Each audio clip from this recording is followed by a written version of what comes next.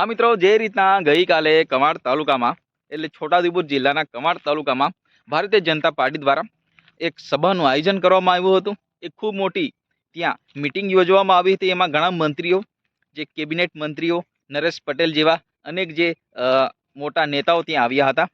તો મિત્રો, એ સભા શાના માટે હતી, તમામ જે મુદ્દે આપણે વાત કરીએ તો મિત્રો, ગઈકાલે જે ફંક્શન રાખવામાં આવ્યું હતું મિટિંગ, એમાં જે આખા ગુજરાતમાં ફેમસ હોય એવી રોકી સ્ટાર બેન્ડ આવી હતી અને એ બેન્ડના દ્વારા જે એક રેલીનું આયોજન કરવામાં આવ્યું હતું. તો મિત્રો, ત્યાં મિટિંગ એના માટે હતી કે આપણા છોટાઉદેપુર જિલ્લાના પૂર્વ સાંસદ એટલે ગીતાબેન રાઠવા એ ગુજરાત પ્રદેશના પ્રમુખ તરીકે એમની વરણી કરવામાં આવી હતી. ત્યારે એક આદિવાસી વિસ્તારમાં ખૂબ મોટી આવી જવાબદારી આપવામાં આવતી હોય, એ પણ આદિવાસીને.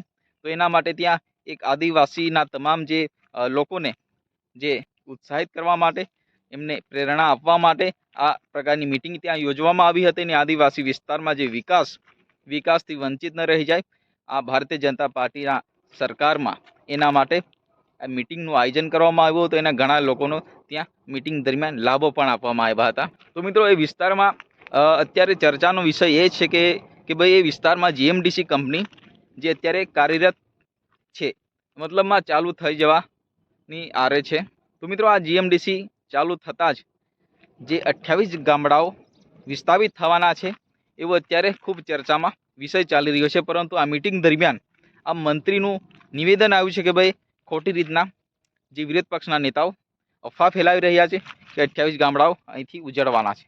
તો મિત્રો, આ વસ્તુ તદ્દન ખોટી છે એવું નરેશ પટેલ જે કેબિનેટ મંત્રી છે એ જણાવી રહ્યા છે. પરંતુ ક્યાંક ને ક્યાંક ઓફિશિયલી આની જાહેરાત થઈ ગઈ છે, 28 ગામડાનું લિસ્ટ બહાર પડી ગયું છે. પરંતુ ક્યાંક ને ક્યાંક એમના જ નેતાઓ આ વસ્તુ ખોટું છે એવું બોલી રહ્યા છે. ચાલો માની લઈએ એ વસ્તુ ખોટું છે, પરંતુ આ જીએમડીસી કંપની અત્યારે કડીપાણી આંબાડુંગરમાં ચાલુ થઈ ગઈ છે અને આજુબાજુ ગામડાઓમાં પણ સર્વેનું કામ ચાલી રહ્યું છે. તો મિત્રો, આ જીએમડીસી આવતા જ જે ટેન્ડર પણ બહાર પડી ગયું છે, પરંતુ ક્યાંક ને ક્યાંક એમના જ નેતાઓ એમ કહી રહ્યા છે કે ભાઈ, આ ખોટું છે, આ ખોટી અફવાઓ ચાલી રહી છે. મિત્રો, કોઈ પણ જે નેતાઓ છે પોતપોતાની પાર્ટીનો રોટલો શેકવા માટે ગમે તેવી વાતો કરી દેતા હોય છે. કોઈ પણ નેતાઓ પોતાની પાર્ટી વિરુદ્ધ બોલતા જ નથી. ચલો, કોઈ વાંધો નહીં. આવનાર સમયમાં તમામ જે વાતો આપણને, તમામ જે વિગતો મળતા ફરી આપણે નવું જાણવાની કોશિશ કરું. પરંતુ ગઈકાલે જે ફંક્શન રાખવામાં આવ્યું હતું આદિવાસી વિસ્તારમાં, તો મિત્રો, એમાં ઘણા જે કાર્યકરો અનેક બીજી પાર્ટીમાંથી પણ ભારતીય જનતા પાર્ટીમાં જોડાયા, કારણ કે ખૂબ મોટું ત્યાં એક આયોજન કરવામાં આવ્યું હતું, એક મોટું મિટિંગ. તો મિત્રો, રોકી સ્ટાર બેન્ડના ઇશારે ત્યાં ઘણા લોકો નાચ્યા હતા અને ખૂબ મોટી રેલીનું આયોજન ત્યાં કરવામાં આવ્યું હતું.